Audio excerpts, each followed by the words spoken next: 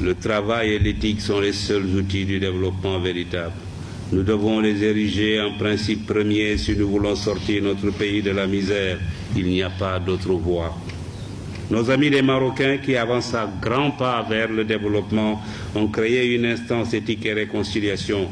Quand on les interroge sur la situation de leur pays, ils parlent non de politique, mais plutôt d'éducation, de santé, de salubrité, d'ordre et de discipline.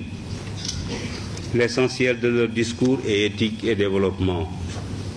Quand on interroge un Sénégalais, faites-en l'expérience sur la situation de son pays. Il parle de remaniement ministériel,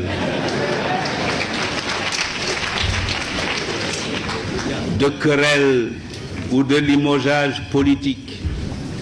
Que nos dirigeants politiques m'excusent, mais ils savent tous comme moi que ce n'est pas la politique politicienne qui développe un pays.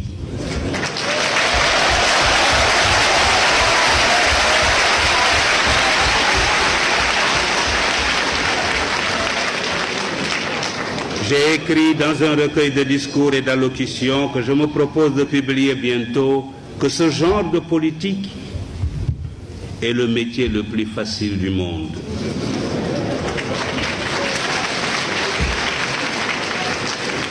Il ne nécessite ni études, ni apprentissage.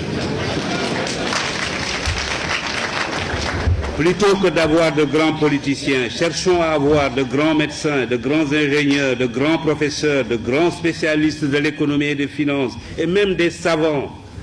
Les pays les plus puissants du monde ne sont pas ceux où la politique est reine. C'est plutôt le contraire.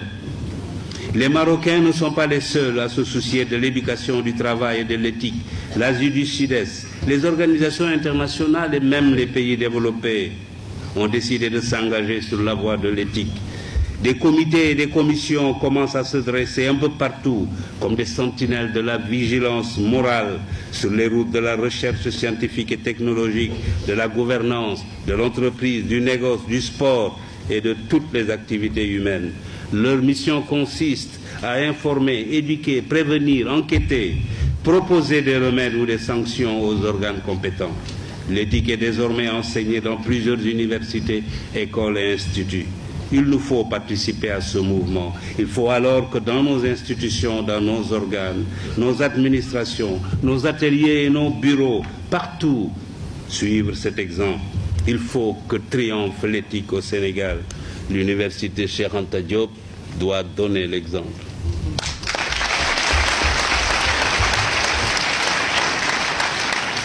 Oh, je sais qu'il y a des frémissements à cet égard dans notre pays, notamment chez les médecins et chez quelques journalistes.